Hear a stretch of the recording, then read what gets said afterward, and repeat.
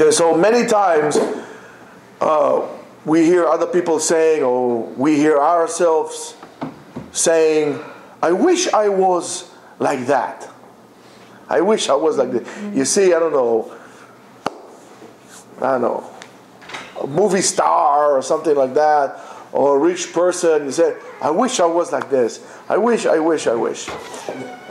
So the I wish I was like that is a desire, by the way, that each and every one of us has. Everybody has this, I wish I was like that. And in a way, it's good because there's always room for improvement. You want to be. There's something to strive for. There's some kind of like an ideal place that you want to jump to, into your dreams. There's something that symbolizes for you the peak of your desires. You know what you want to be, right?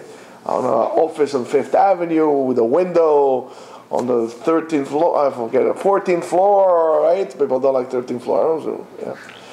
14th floor, with the marbles and this is what we also feel as a nation, and also what we feel as people, and especially as a nation, as individuals. What we feel is something known that we want to be a nation like all the nations, but as individuals as well, it's something that we are plagued by.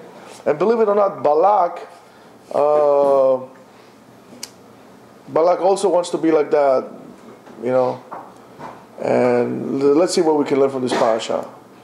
This week's parasha, Parashat Balak. Tomorrow, Bezrat Hashem, Belinda will do the Kabbalistic approach on Balak. But tomorrow morning. But now we're going to talk a little bit about our spiritual growth and something that will give us some kind of an idea of what can we learn from this on an individual level. Come. Shalom. How are you? Good, and you? Baruch Hashem. So, come sit here. Okay. So, let's see what we can learn. This shiur is dedicated to Refuah Shlema of my father, Gedalia Morel ben Matilda, and also Yosef ben his mother's name. Yosef ben... Ari's brother, Yosef. Yosef ben Bechor, yeah, but what's his mother's name? Tamara, that's it, Tamara. And lehavdil, leilui nishmat, Gavriel ben Chusni. So, we need to understand, and what I'll tell you now might be a little bit of harsh things for you, but it never stops us from saying what we're saying. But the existence of Am Yisrael among the nations is not something that you can take for granted. It's not something that you can take for granted. With all the importance that we have to the flag, to the Israeli flag, to the Israeli anthem, to the army, and even to the existence of a state of Israel, none of those could guarantee to us the continuation of the miraculous existence of Am Yisrael. If you think that with all the bombs and the Air Force and the submarines, that's what's going to guarantee to you the existence of Am Yisrael, you're wrong. You got it all wrong. We already see now, unfortunately, in Israeli society, many cracks that kind of shake and work under the foundations of the state of Israel and the people, would really shake the the integrity of Am Yisrael inside and the integrity of this nation altogether. Like we hear, like Medinat Kol Ezrachia. This is a state for all citizens. In other words, it's a state for Jews. First of all, no, not for Jews, I'm sorry. It's a state for secular people. It's a state for Arabs. It's a state for some religious Jews. For anybody else, it's not a Jewish state anymore. It's a state for everybody. It's like, in a way, the United States of the Middle East. That's what we think. Okay? Talks about this change or that change in the existence, in the essence, and in the true colors of Am Yisrael. Today they had a gay parade in Jerusalem. 20,000 people are there. Okay? But you want to tell me there are 20,000 faggots in Israel? I don't believe that. However, it is a march against what Judaism is all about. Habibi, whatever you do in your bedroom, your problem. Guess what? I don't want to hear it. But why you have to march in the streets? And then you tell me the people are getting all crazy about it? Okay, guess what? You know, you do things like this out in the open, people are going to throw rocks at you. What do you want to do? I mean, you're the one who is instigating it. That never happened in the state of Israel. Nobody ever thought about such thing. And don't tell me it's the 21st century because it's a crock of whatever. It's garbage. It's shaking the country from within. Any kind of talking about erasing any kind of specific characteristic that will identify us as Jews. They want to remove everything. They don't want to call it the Jewish state. They don't want anything to do with Judaism. I'm going to make sure you go to the army. I'm going to make sure you're going to do this. I'm going to make sure you cannot, and I'm going to tell you something which is very sad. Unfortunately, in America, you could live as a Jew with greater freedom than you do in Israel. I'm telling you that. And I told you, you're going to get a lot of people angry, but that's the truth. That's the truth. You know, if I walk in the street here, I don't hear people yelling at me or angry at me just because I am who I am. They don't call me primitive. And you need to understand, why is it like this? There's a reason for that. There is a reason for that. And I'll explain to you.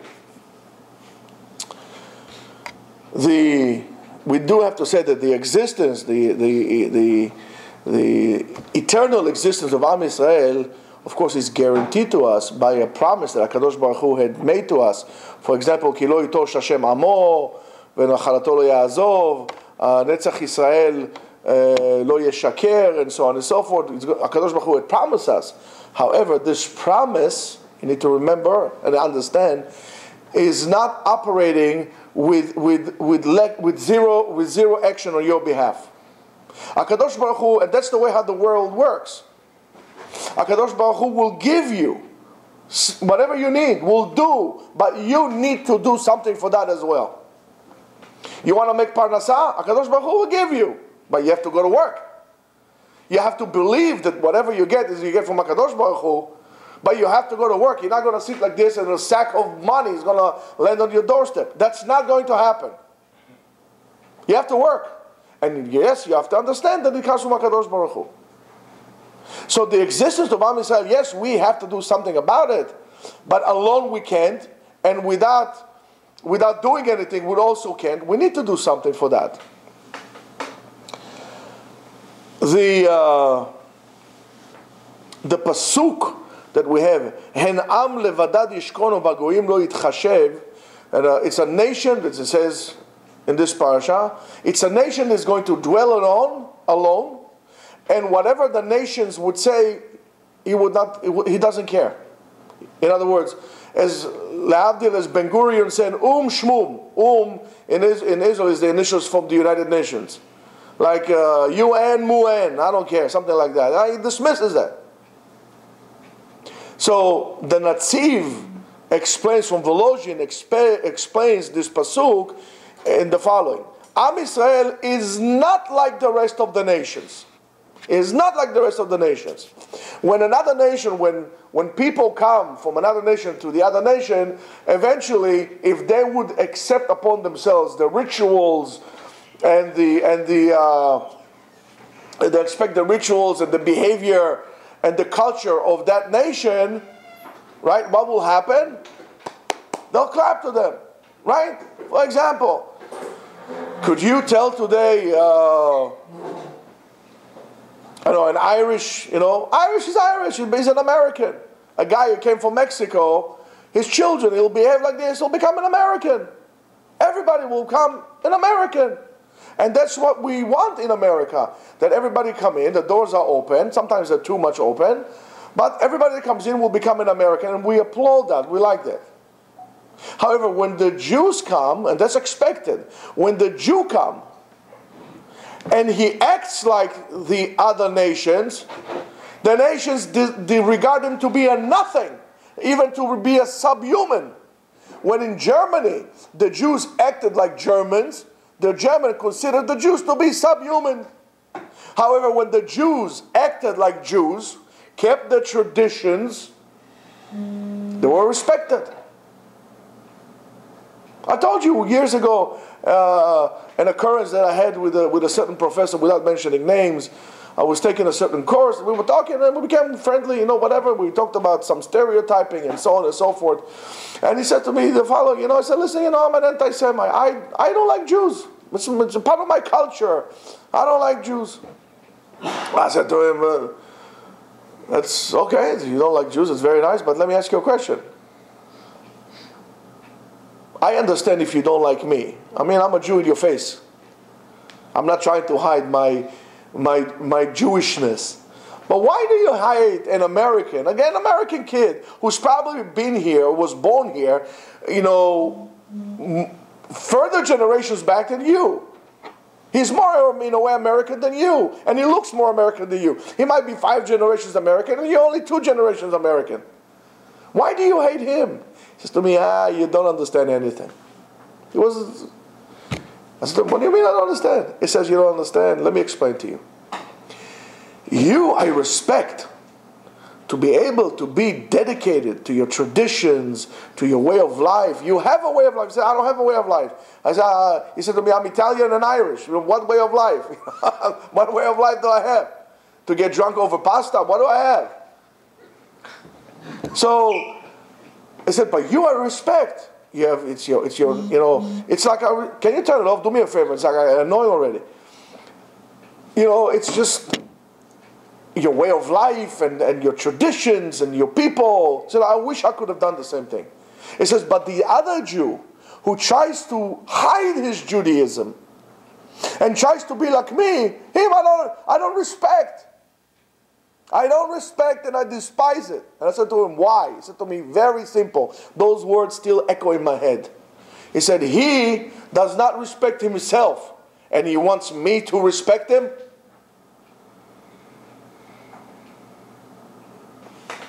I was shocked. You got to respect yourself. And that's what happens. That's what the Netziv tells us. That's how the Jews are about. So when other nations come, it makes ahava and chashivut and importance to them, and the nation likes it. But the Jews, for us, it's just the other way. Only when we are badad, when we are alone, when we have the respect of the people, we have respect of the nation. That's a fact. Rabotai, that's a fact. And if it says ubagoim lo itchashav, when we don't act like this, the goyim are not mitchashev in us. They're not considered us to be anything, not even to be humans. Again, that's what happened in Europe all the time. According to the Netziv, there are 2 ways of survival to Am Yisrael. One hard and one easy. The 2 ways, you choose. The easy way is that Am Yisrael decides by himself to keep its own existence, to take matters to his own hands, to continue to keep its own identity, his uniqueness, when he is loyal to his Torah, first of all to his Torah, to his emunah, and to his way of life, by using the mitzvot, and so on and so forth. Why? Because then he's Am Levadad, then he's nation to himself. That is not connected. You can marry them, you can do certain things with the goyim, right? And you don't assimilate. You could become a good American, but you're always going to stay Jewish. And therefore, Am Levadad, then you put a comma, Yishkon. Then you can live.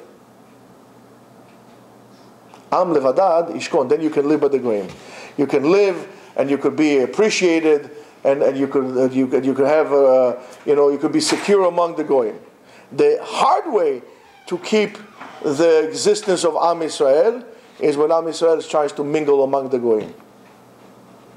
And what does it mean? When I'm going to be just like them, and I'm going to try to be equal in terms of everything that I do, talking, walking, and everything like this. This is very, very dangerous to the existence of the future of Am Yisrael, because then HaKadosh Baruch Hu will raise a little bit of anti-Semitism in the people in order to maintain you as a nation. Otherwise we're going to disappear. And then we have the choser itchashvut, the lack of consideration among the nations, and which will in a way force us to be Jews. As a proof to his word, the Netziv brings from two other sources. One is very, very ancient in the existence of Am Yisrael. When Am Yisrael was still in Mitzrayim, the Midrash Tanchuma in Sefer Shmot says, "Keshemet Yosef yeferu Israel brit milah." When Yosef died, the Jews stopped doing brit milah. Amru, they said, "Niyeh kamitzrim." We should be like the Egyptians. Kevan shera'a, since HaKadosh Baruch Hu saw it, apach et ha'ahava shehaya lesin'ah. The Egyptians used to love the Jews. They were great asset to the Jews. He turned it into a hatred. Because it says in Sefer Tehillim, in Psalms 65. 105, verse 16. 25, Hafach libam lisno amo lihitnakel be'avadav. He turned the hearts to hate its own servants and to be cruel to them. The Netziv explains, as long as Am Yisrael was separated and different from the Egyptians used to consider them. They were important. But as soon as they stopped doing the Brit Milah, what happens? Ma'aseh HaKadosh Baruch Hu turned their heart to hate them. The other case is during the destruction of the first house, of the first temple. As the Gemara says in Masechet Sanhedrin Daf, Kuf Daled, Amud Aleph. Man, you are making it consistent. Yes. If we say close but no cigar, that's good. Don't smoke, Rabotai. Don't smoke. It says over there, Ani amarti vayishkon Israel batach badad en Yaakov. And I said to the nation, to Am Yisrael, if you want to be secure, you have to be by yourselves. Ve'achshav eicha yeshva badad. And now, during the destruction of the temple, eicha yeshva badad. Now they already went to exile. So when they go to exile, they're not alone in their country. So how are they going to survive? HaKadosh Baruch Hu wanted Am Yisrael to be alone in their country, in their land. HaKadosh Baruch Hu did not want us to go to the Galut. However, since we did not keep this in our own country, we did not bother to keep the uniqueness of Am Yisrael, HaKadosh Baruch Hu says, you know what? I'm going to give you a reverse action here. You're all going to go on Galut. And then what happens? Af umah lo machshiva otam. No nation considers the Jews to be anything, and so on and so forth. And by the way, you should know, no nation wants to be friends of the Jews. No one. It doesn't make a difference how much. By the way, guys, whoever wants to wash hands, to eat the pizza, there's sushi here, and some drinks. It's, again, Leilui Nishmat Gavriel Ben Chusni. You guys can do it as long as you come back. Okay? So, as much as Israel will help and the Jews will help the nations and so on and so forth, nobody wants to be the friend of the Jews. They'll dump you the first chance they have. And something to remember. It says also,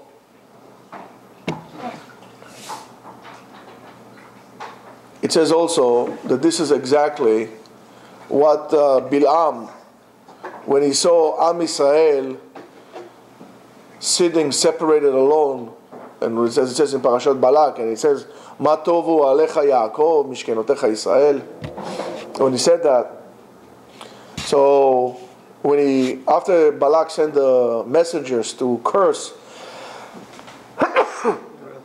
thank you, to curse them, and comes Bilam and he tries again and again and again, and every time he tries to curse the Am Yisrael, every time he fails. He's not able to do so. He's not able to do so. Then, all of a sudden, he says something that is very, very interesting. We get to see a glimpse of the true heart, the bottom line. And where's Moshe? Moshe, listen to what I'm telling you now. To the true heart of Bilam. What does it say? He says, Tamut nafshi mot yesharim v'tihi acharito kamohu. I wish I could die as those righteous people died, and my end life should be like them. Who are those righteous people? Avraham, Yitzchak, Yaakov. Bilam understand what is important. He wants to die like they died. He wants to reach that level. But you might say, well, listen, so Bilam wasn't so bad. It was actually good. How many times it happened to us? We look at a person, we see a big tzaddik or a big rabbi. He says, I wish I would be like him. I wish. That's the individual level. But there's a little bit of problem. The personality of Bilam is very fascinating, quite problematic. He's torn inside between what he knows is right. It's like you can make like a Freudian essay on the characteristic of Bilam, of what it is. But Bilam is also us. Bilam is also us. How is it us? Bilam is not asking to live, pay attention, he's not asking to live righteous life. He's only asking to die like those righteous people. Meanwhile, he doesn't want to live like that. And because he wants to continue his shallow life, he doesn't want to live life with meaning, of life that are full with value and meaning and substance to them, and good actions, ma'asim tovim, belut chasadim, tzedakah. He doesn't want to do that. Bilam wants to party. Bilam wants to have those shallow lives. That's not going to happen. It's really amazing. He wants to have the world which is waiting for the tzaddikim to be. Forget about olam haba. Forget about olam haba. Let me tell you about dying. Listen, even not only you need to learn how to live, you also need to learn how to die. Believe me. Believe me. A man reaching his last breaths on earth sees his children, his, let's say, wife around his bed, his grandchildren. He knows he has grandchildren. Maybe he has great-grandchildren. His sons, Baruch Hashem, Bnei Torah. His daughters, Tznuot.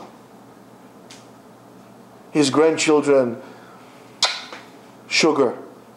His great-grandchildren, sugar upon sugar. He looks around and he said, I'm going to miss you guys, but I'm very proud of you. Imagine a person, the same scenario. He's about to die, few births, he looks at his son, holes here, maybe he's bichlal, who knows. His daughters look like they came out of the strip club. He looks his wife is waiting, no, when this old man is going to go, yalla, I want to call, He says, this is what I live my life for. This is what I suffered for. This is what I sacrificed for this. Ah! It happens. It happens. So even to die, you know how. He knows what's right. He knows, Bilam knows that this is what the bottom line. The bottom line is as I said Moshe before, what's more important? To have a big house or to have a happy life? Or a happy house? A happy house. A house full of joy inside. Not a house where it's big, where nobody talks to anybody. Everybody's on their phone. Everybody is on their computer. Everybody's with their earphones. What are we, a bunch of aliens? What do you need? Everybody get out of here. What do we need this for? We all know what's right. We all know, and we all are affected with this disease of Bilam. We know what's right. We know what's important. But we are afraid to give up what we think is the life. What's better than a father hearing his son saying Divrei Torah, some words of Torah? His wife on Friday night dressed up like a queen. His son look mohawks like this, tattoos all over. He looks at his son, he's afraid. Oh, what have you done to yourself? People put ball bearings in their heads here. This is what I brought you to this world. This is why I suffered. This, Bilam knows. We also know. But for that, you need to invest, like anything. What do you think? Donald Trump just came out like this. It was, or Walmart, or any success story, any successful businessman. You always want to be the guy who walks like this. He's a big shot now. You always want to be him. Do you know how many nights this guy did not sleep to become that? You know what it is to be a businessman? You know how hard you have to work, how much do you have to sacrifice, and not for sure you're going to get there. Not for sure your business is going to go. However, if you work hard and you invest in things like that, it would last you. But he's not willing to invest. Everybody wants to be, the big guy without taking one drop of sweat. Believe me, if you ever had a business, you know what I'm talking about. If you never had a business, go have one and then you know what I'm talking about. It's the hardest thing in the world. You have to sacrifice your family and the family security of your family, and you're working, and right? And he doesn't want to put the effort in order to reach his goal. As he wants to do, as we say, he wants to dance on both weddings, to enjoy both worlds in the same time. Rabotai, you can be a tzaddik, you can be a big mekubal, right, in a day, and at night you're going to do, techno dancing. You can't go to clubs. That's not going to happen. You can't just, not going to happen. So, because of that, Bilam is one of those people that we say she'ein lo chelek la'olam haba. It doesn't have a place to the world to come. Why? You cannot die as a righteous person if you don't live like a righteous person. You have to live your life like that as well. And the work for a righteous person starts now. And listen, especially you guys who are not married, everybody dreams about, having a wife and they're going to have good relationship. Today, I heard that if you want to have a good relationship with your wife, you have to get drunk together. Okay, I don't know why you have to you don't have to get drunk. You just have to appreciate one another. If you have to get drunk to be with your wife, to be with your husband, I think you got a problem. I'll tell you that much.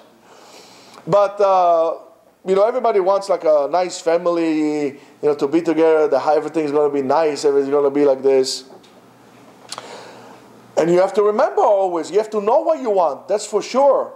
But you also have to know and you have to understand that you have to work hard for it. One thing is not good enough. Something is 50% of it. You have to put another 50% of effort into it. If you don't put effort, it's never going to happen. It's never going to happen. So, Rabotai, you see, both on an individual level and both on a national level, we can learn a lot from this week's parasha. I hope that we'll take it into heart Those of us who have children, those of us who are married, those of us who are, Bezrat Hashem, going to get married and have children, we should remember what we are as people. So we should fix that. We should increase one another pride. And I'm not saying everybody should wear a white shirt and black pants. No, absolutely not.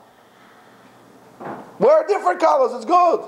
But let's stay loyal to our Torah, to our mitzvot, to respecting one another, to appreciating one another, to bring Jewish pride. Rabotai, what I'm seeing in today's day and age is the thing that is called Jewish pride is gone. Nobody is proud to be a Jew anymore. If we see something wrong, we have to speak up. Nicely, but speak up. You're doing something wrong, mister.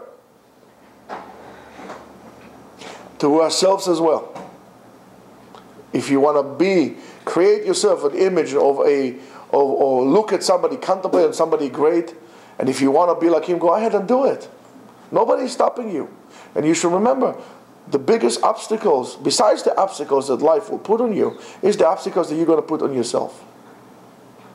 And never say, I can't. I have a small thing on my computer at home. You see a guy sitting with a gi, like a karate gi. His hands are all bloody like this with knuckles. And he says, the only word I should never say is I can't. Don't ever say I can't be, because we can all become that. We can all become great. We can all become like Avraham, Yitzchak, and Yaakov. And it means that to give our lives, you're not giving up anything. On the contrary, you bring value to your life. When you live life according to the Torah, you learn to appreciate the little things. Now there is a value to everything you do. So Mimele, life is going to be rich and full of love. And Bezrat Hashem, that's what will help us fix whatever we are wrong. So Abotai, please, it's a joint effort. Everybody should be doing this to help one another. Help the person right next to you. You don't have to go if you're in New York, to Chicago to help people. There are plenty of people around you. Don't say, Eitan, I know this great rabbi in Chicago. Go over there. He'll talk to you. No. You work with him. You work with the person.